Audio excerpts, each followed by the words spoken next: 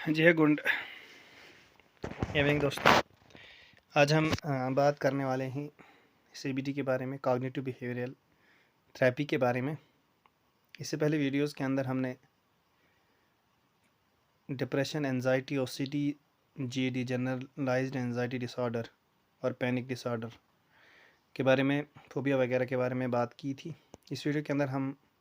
एक ख़ास इन तमाम बीमारियों का इलाज जो है अपने घर पे बैठ के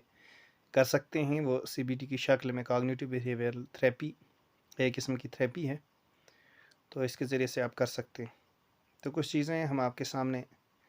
यहाँ पे लाए हुए हैं, इसकी मदद से आप अपने थॉट्स को बदल सकते हैं, अपनी सोचों को बदल सकते हैं, और बदलने के बाद ही सीबीटी वर्क करती है, जिसका मतलब ही है कॉग्निशन, मतलब अपनी सोच और अपने बिहेवियर को थेरेपी के ज़रिए से बदलना। तो इसी पूरे का मतलब है कॉग्निटिव बिहेवियरल थेरेपी।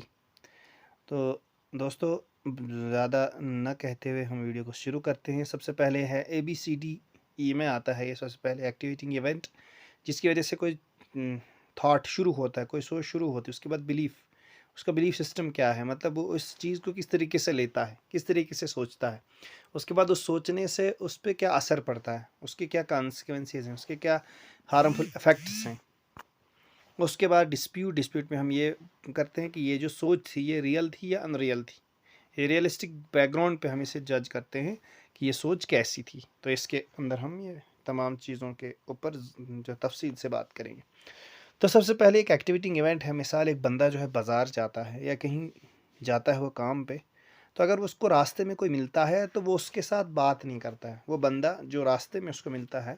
तो वो बंदा उससे बात नहीं करता है। तो जिसको अब ये प्रॉब्लम है, या ओसीडी की प्रॉब्लम है, डिप्रेशन की प्रॉब्लम है, या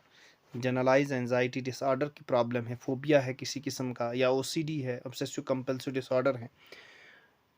तो attention deficit hyper active disorder भी अगर किसी को है, तो ये बंदा क्या सोचेगा। ये पहली बात तो ये सोचने लगेगा कि शायद ये मुझे कुछ समझता ही नहीं है, मैं किसी लायक हूँ ही नहीं, मैं शायद इस लायक हूँ ही नहीं कि ये मुझसे बात करता, या ये समझता कि शायद ये मुझे पसंद ही नहीं करता है, या ये बहुत जो है अपने आप को बहुत ज़्यादा रईस समझता है, मैं गरीब हूँ इसलिए वो मुझसे बात नहीं करता, या ये मुझे पसंद ही नहीं करता। तो ये चीज़ें, ये इसका बिलीफ जो है सोचने लगेगा। या शायद कि पहली जो बात मैंने बोल दी है ये शायद उसको बुरी लगी होगी, शायद तभी ये मुझसे बात नहीं कर रहा। और इन तमाम सोचों से उसके अंदर कुछ कॉन्सिक्वेंसेस पैदा हों, कुछ इफ़ेक्ट्स जो है वो नमूदार हो जाएंगे। वह एंजाइटी होगी पहले कि शायद ये मुझसे बात इस वजह से नहीं करता है कि मैं शायद अच्छा नहीं हूँ, यानी खुद को अंडर एस्टिमेट करने की कोशिश, जज करने की कोशिश करता है, तो एंजाइटी पैदा होगी उससे। दूसरी बात, लो सेल्फ एस्टीम, जैसे वो अपने आप को ही कहेगा कि मैं शायद कुछ ही नहीं हूँ, और इस चीज़ को वो रियल भी मानने लगता है कि मैं इसलिए इसने बात नहीं की क्योंकि रियल, यहाँ पे इसको ये जो है समझने लगता है इस चीज़ को, ये रियल, तो यहाँ पे ये वो सोचने लगे। सेल्फ एस्टीम और उसका कॉन्फिडेंस ख़त्म हो जाएगा अपने आप पे, जो एक खुद एतमाद होता है वो ख़त्म हो जाएगा। अफसोस होने लगेगा, ओहो बात क्यों नहीं की, दुख थोड़ा महसूस, गुस्सा भी आने लगेगा,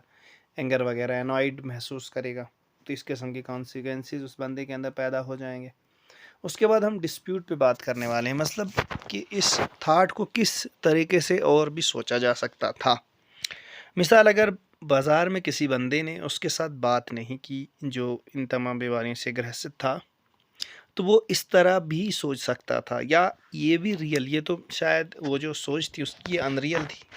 अनरियल बैकग्राउंड पे वो जज कर रहा था। लेकिन इसकी रियलिटी, इसकी जो सच्चाई है वो ये हो सकती है कि क्या वो बंदा जो जिसने बात करनी थी, जिसने यह बात नहीं की, वो बंदा किसी अपनी परेशानी में मशगूल था और उसको ध्यान ही नहीं गया इस बंदे पे, जिस बंदे के साथ ये बात इसको करनी चाहिए थी, लेकिन इस बंदे की तरफ उसका ध्यान ही नहीं चला गया। ये ऐसा भी हो सकता है। उसको अपनी कोई परेशानी हो, ऐसा भी हो सकता है।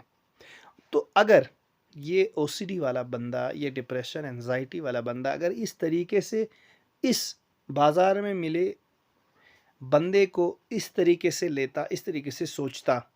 कि इसका क्या प्रूफ है,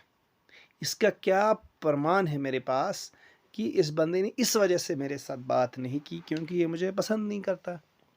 इसका प्रूफ है नहीं, लेकिन अनरियलिस्टिक बैकग्राउंड पे ये जज कर रहा है और इन तमाम थाट्स को ये रियल मान के अपने ऊपर एंजाइटी जैसी अफसोस, दुख और सैडनेस वाली फीलिंग्स को ले आता है, जिसकी वजह से और ज़्यादा परेशान हो जाता है और और ज़्यादा उसकी एंजाइटी जो है, उसका डिप्रेशन जो है, उसका ओसीडी जो है वो बढ़ जाता है और एक चक्र में फंस जाता है। इसी फिर रिवेंज वाली फीलिंग्स भी आती है कि कभी कभार इसको ऐसा भी महसूस होने लगता है इसी बात पे कि हाँ, अगर मैं जब इसको अगली बार मिलूंगा तो मैं भी इसके साथ बात नहीं करूंगा। तो ये जैसे रिवेंज वाली फीलिंग्स बस इसी ओसीडी में जो है ये पूरे चक्र की तरह जो है इस गोल गोल इसको जलेबी की तरह बात को घुमाने लगता है और घुमाने के बाद जो है इसको हेडेक होने लगती है, सर दर्द होने लगती है, इसकी एसिडिटी बढ़ जाती है, स्टमक में प्रॉब्लम हो जाती है, नींद इसकी डिस्टर्ब हो जाती है, इसको नींद नहीं आती है फिर। तो इस तरीके से जो है काम छोड़ देता है, ये सोचने लगता है बाकी जो जो काम करने होते हैं इसने वो छोड़ देता है और ये ख़ुद उस बात को लेके बैठ जाता है कि उस बंदे ने मुझसे बात नहीं की। तो ये तमाम चीज़ें जो होती हैं वो इस कॉग्निटिव बिहेवियरल थेरेपी के अंदर होती हैं कि उस बंदे के कॉग्निशंस पे काम करके